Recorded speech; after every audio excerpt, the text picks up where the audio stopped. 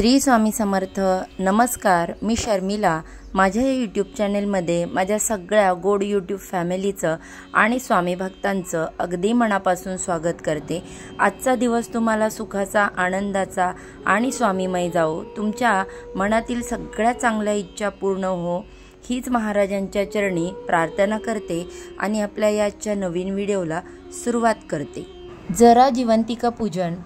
तुम्ही कधी ही पूजा केली आहे का? की पहिल्यांदाच तुम्ही तिचं नाव ऐकताय?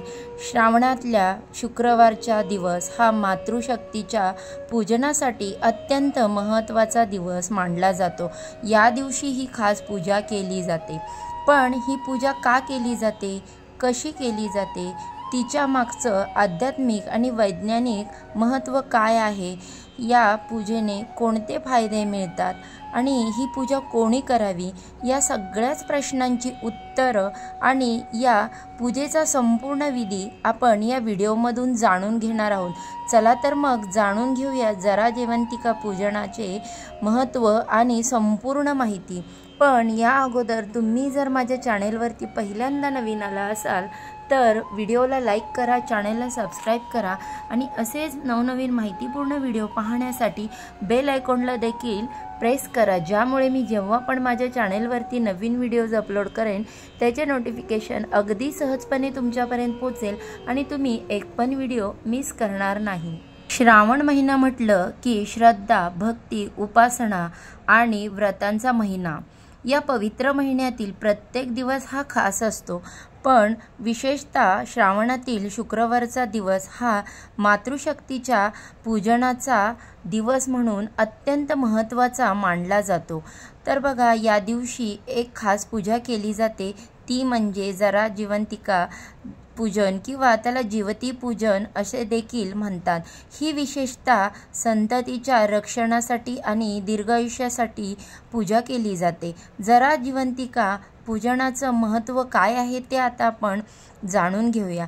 जरा जिवंतिका पूजन हे प्राचीन काळापासून चालत आलेली एक परंपरा आहे। स्कंद पुराणात याबाबत विस्तृत माहिती मिळते। जरा आणि जिवंतिका या दोन देवता असून त्यांना सप्तमातृकांपैकी 2 मातृशक्ती मानल्या जातात। काही आख्यायिकांनुसार त्या अश्विनी कुमारांच्या पत्नी आहेत। या पूजेचं प्रमुख महत्त्व म्हणजे जरा जिवंतिका पूजन प्रामुख्याने मुलांच्या दीर्घायुष्यासाठी आणि त्यांच्या रक्षणासाठी केलं जातं। पूर्वी लहान मुलं यांचं मृत्यू जे आहे ते 5 वर्षाच्या आत व्हायचे आणि मातांनी आपल्या बाळाच्या रक्षणासाठी आणि दीर्घायुष्यासाठी ही पूजा सुरू केली असं सांगितलं जातं। तर जरा ही माता आणि जिवंतिका म्हणजे जिवंत ठेवणारी, म्हणजेच दीर्घायुष्य देणारी देवता, या पूजेमुळे मुलांना दीर्घायुष्य मिळतं अशी श्रद्धा आहे। याचा आध्यात्मिक महत्त्व असं की जिवंतिका या देवता 7 कोशांच्या, जसं की अन्नामय, प्राणामय, मनोमय, विज्ञानमय, कारणमय, आनंदमय यांचं प्रतीक मानल्या जातात। या कोशांना विकारांपासून मुक्त करण्यासाठी ही पूजा केली जाते। मानवी जीवाच्या 7 अवस्था असतात: अर्भक, शिशु, बाल, पौगंड, तरुण्य, प्रौढ आणि वृद्ध यांच्याशी पूजा जोडली जाते। आता सांस्कृतिक आणि सामाजिक परंपरेनुसार ही पूजा विशेष ग्रामीण आणि निमशहरी भागात मोठ्या प्रमाणामध्ये ही पूजा केली जाते। जरी शहरी भागातील पद्धत हळूहळू बंद होत असेल तरीही माता आपल्या मुलांच्या सुख, समृद्धी आणि आरोग्यासाठी ही पूजा करत असतात, ज्यामुळे कौटुंबिक बंध मजबूत होतात। श्रावण महिन्यातील प्रत्येक शुक्रवारी जरा जिवंतिका पूजन केलं जातं, कारण हा महिना व्रत, वैकल्प आणि विष्णू शक्तीच्या उपासनेचा समर्पित आहे। आणि शिवाय मंगळागौरनंतर येणाऱ्या शुक्रवारी ही पूजे विशेष महत्त्व दिले जाते। आता या पूजेचे फायदे काय, तर आधी सांगितल्याप्रमाणे ही पूजा मुलांना दीर्घायुष्य लाभावे आणि निरोगी आयुष्य लाभावे यासाठी केले जाते।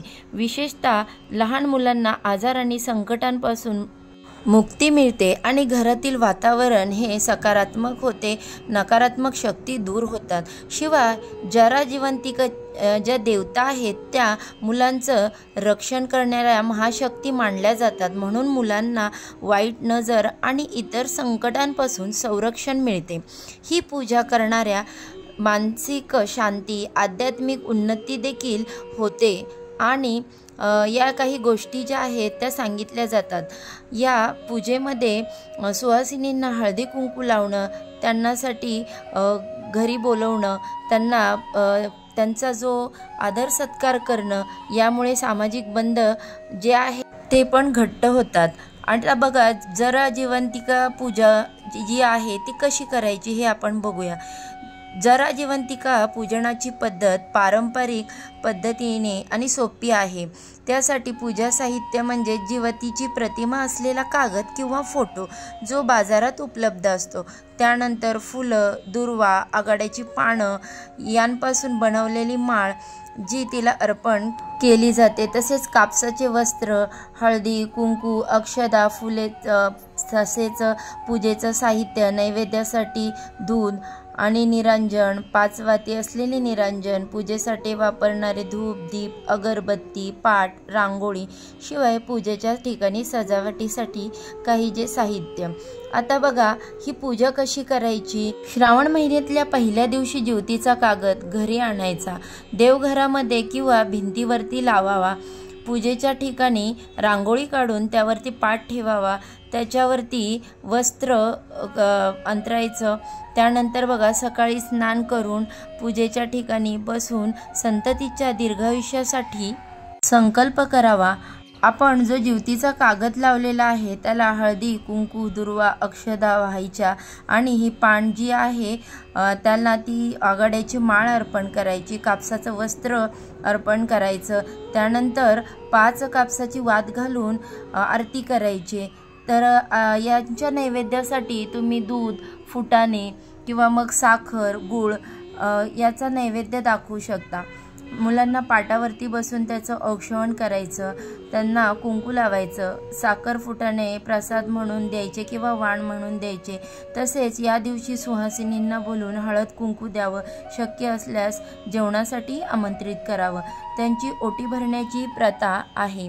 तसेच बघा, काही ठिकाणी माता ज्या आहेत त्या मुलांसाठी निर्जळी उपवास करतात, तर काही ठिकाणी फलाहार घेतात।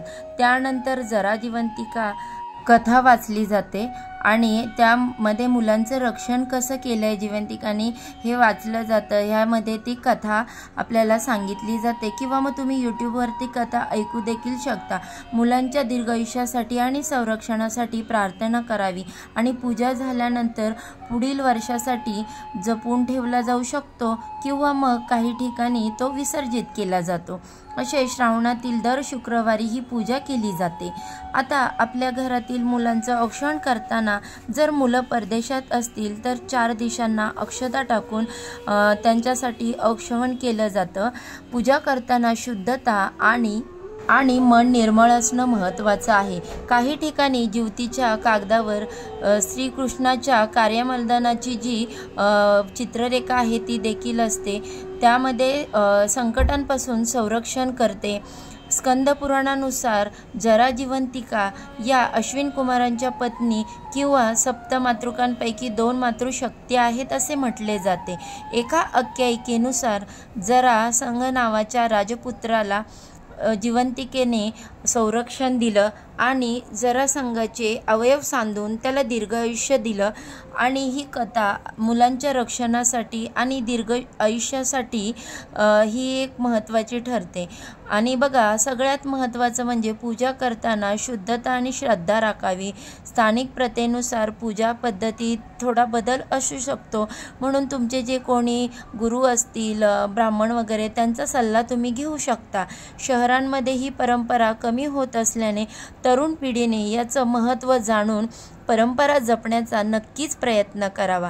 जरा जिवंतिका पूजन ही श्रावणातील एक महत्त्वाची परंपरा आहे जी मुलांच्या दीर्घायुष्यासाठी आणि संरक्षणासाठी केली जाते। या पूजेमुळे संततींचं रक्षणच होत नाही तर कौटुंबिक आणि सामाजिक बंधही दृढ होतात.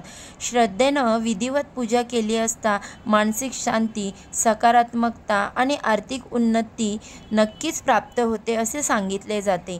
ही परंपरा पुढील पिढ्यांपर्यंत जपण्यासाठी प्रत्येकाने यामध्ये सहभाग घेतला पाहिजे.